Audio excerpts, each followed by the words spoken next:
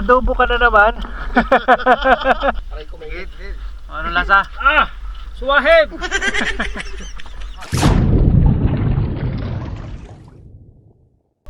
Welcome back mga katusok. Nandito po tayo ngayon sa Marinduque. At syempre, ang kasama natin ay ang mga tropang mantutusok dito sa Santa Cruz. At sa gabing ito ng ating pantutusok, ang gagamitin natin ay isang 50cm na gawa ni Mark Cyril Magallanes. Kung gusto mo ng ganito kagandang pana, mag-PM ka lang sa kanya. Syempre, kailangan may pambayad ka.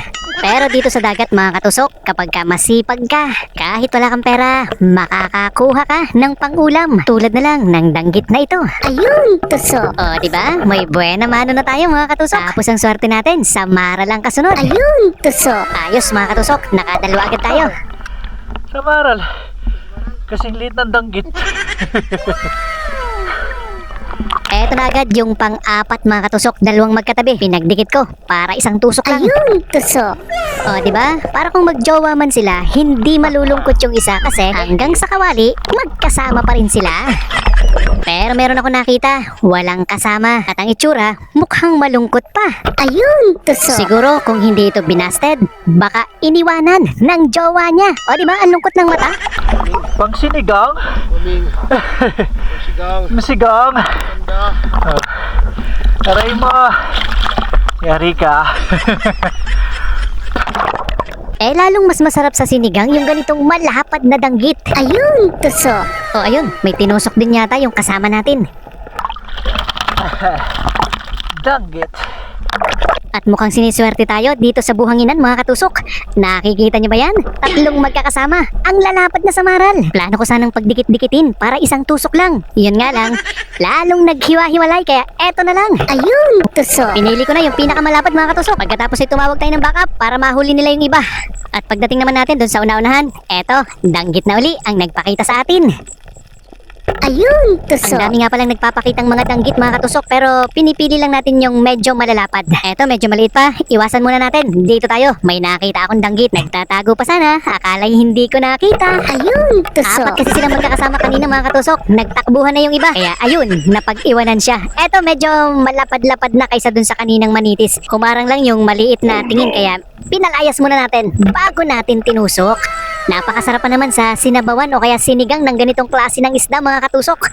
Eh di lalong-lalo na yung ganitong pusit o panos. Hindi lang inabutan ng camera nung tusukin ko kasi tataas na siya. Kaya kapag ka mga ganyang may ilap, tusok muna bago video.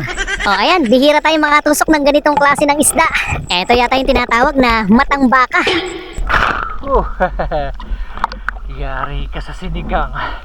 Mukhang marami kaming sasabawan mamaya mga katusok. Tapos dito, nakakita tayo. Napakalikot na danggit. Hindi ko agad matusok kasi ikot ng ikot. Ayun, tusok. Yari ka. Buti na lang nakahanap ng tiyempo.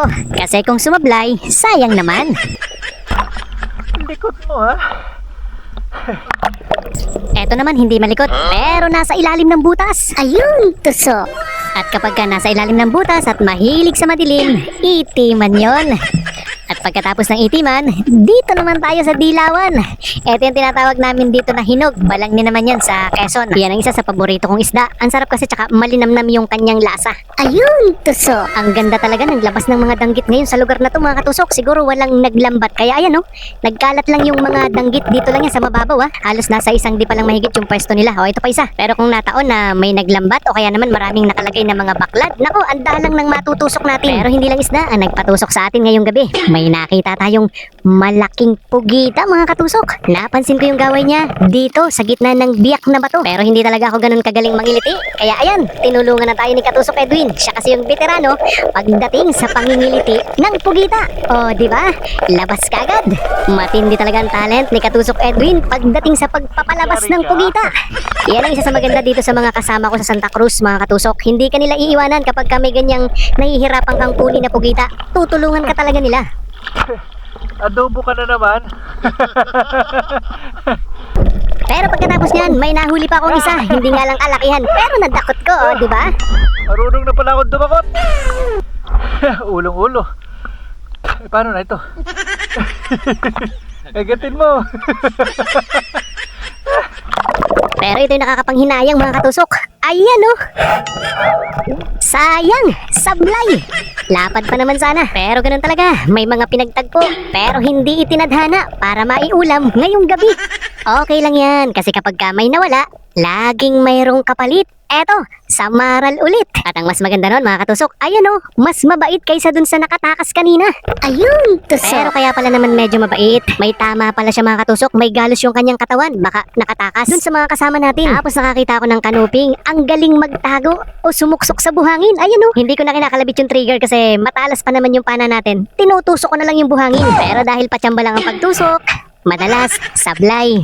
Pero sabi nga, kapag ka may tiyaga, may matutusok na isda. O, sa pangatlong pagkakataon, nahuli na rin natin. Pero yung manitis, nakaramdam yata, napapatulan ko na siya, kaya tumakas. Pero nahabol pa rin natin yan. Ayan o, pang ulam na rin yan.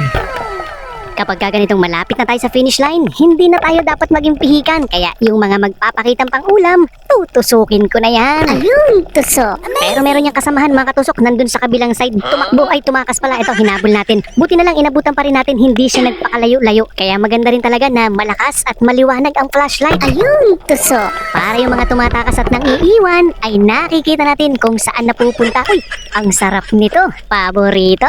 51. Ito talaga yung lagi kong hinahanap mga katusok. Napakasarap kasi niyan, pang ihaw man o pang prito. Pero dito, may nasa lubong akong 4 na samaral. Grabe, ang ilap nga lang nila. Buti na lang, may nagpaiwang isa. Masyado yatang natuwa sa liwanag ng flashlight ko. Kaya ayan, humiga na lang. Ayun, tusok. Pero yung 3 nakatakas, hindi na natin yan inabutan. Sayang, 4 sana magkakasama. Lilikot lang.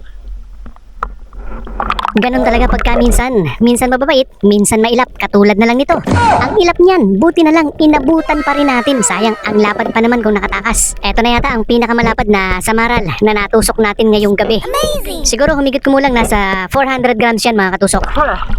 Aalpas ka pa. Samaral pa. At eto na, ang panghuli nating tutusukin. 2 sanang magkasama, kaya lang lumayas na yung isa. Kapag ka lumayas na at iniwanan ka, ibig sabihin, ayaw sa'yo. Huwag mo nang ipagpilitan pa ang sarili mo. At pagkatapos ng ilang oras na pakikipagbaka sa ilalim ng dagat, eto na ang mga biyaya na ipinagkaloob sa atin ngayong gabi. Hindi man yan karamihan at hindi man kalakihan, pero kapag ka naiuwi sa pamilya, makakatulong na yan ng malaki sa ilang araw na pang-ulam. At eto, grabe, paldo rin si Katusok Jomel. At may bagulan pa. Biruin niyo yun, hindi na panahon ng bagulan pero laging may bagulan. Oh, ang haba ng tuhugan. Yung mga kasama namin nauna ng umahon, nandun na sila sa kubo. Tingnan natin yung mga nahuli nila. Dapat wala nang ayuling bagulat, hindi na panahon. Alpasan sana yun. Oh, paldo ah. Namumula pati oh. Ito yung hindi na hinuhulit, lipas na ito. Oo. Expert na. Nakadami ka pa idol ano? Ano na yun ba? Ano yun? Parang alikabok na lang inabutan namin ni Alvin ah. Ay, huli nyo! Natingin! Ay, may huli sa akin. Ay, ito pala yun. Lang huli doon. Ayos man. Namumula-ula. Pulahan. Hindi ko mabunot yung ganito pinana ko yun. Pang-ihaw sana. Hindi ko mabunot. Hindi na kayo matapos-tapos niyang dalawa eh. Dinamihan nyo eh. Basta't may ngiti silang naghihintay sa tahanan. Katusok sa bawat lusong may Wala na kung magkasalaang. Hindi naman nga naman sinditin natin yan. Sabay. Wala sa ba? Hindi yan. Kinaya. asawa at magulang. Buhay ng mangingisda, tunay na Panggatong pala ito. Hindi na. Ito turbo natin. Malit yung kaldero mo eh. laban. Ngunit alaala nila, di kailanman malilimutan. Namin nakulong. Para sa kanila, tuloy ang laban. Tama na yun.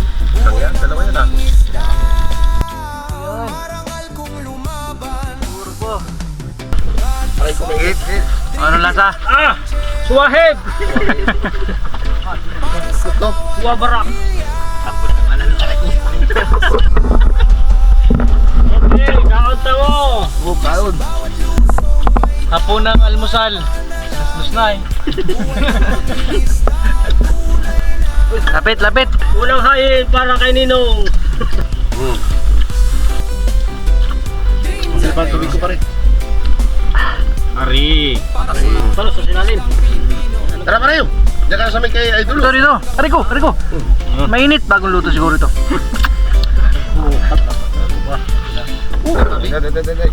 Baka hindi ka Hey! lapit-lapit Shout out, natin ng shout out. konti. Kain tayong lahat oh. Kain tayo guys. Kain tayo. Mga kalambat, kain tayo. Ang ating cook ay nagtatago. Sinalok, kinamay. Okay. Isda yung niluto, naging manok. Sa bawat hinga may buhay na isusunod. May pandinin, nasa na yung No, yung napakalaki mong huling panos. Dalawang subo din ito. 1 kilong panos.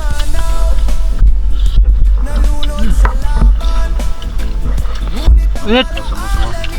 Sabi hindi kumulukot mainit. Para sa kanila tuloy ang laban. Buhay ng mangingisda, marangal kung lumaban. Katusok, dreams at denche ang daan. Para sa bawat pamilya, tuloy ang kasiyahan. Katusok, sa bawat lusong may tapang at panalangin. Buhay ng mangingisda, tunay na katapangan. Yon ang naiwan. Pinakamatibay. Para sa bawat mangingisdang Pilipino. So, idol, may isa pa. Ito na.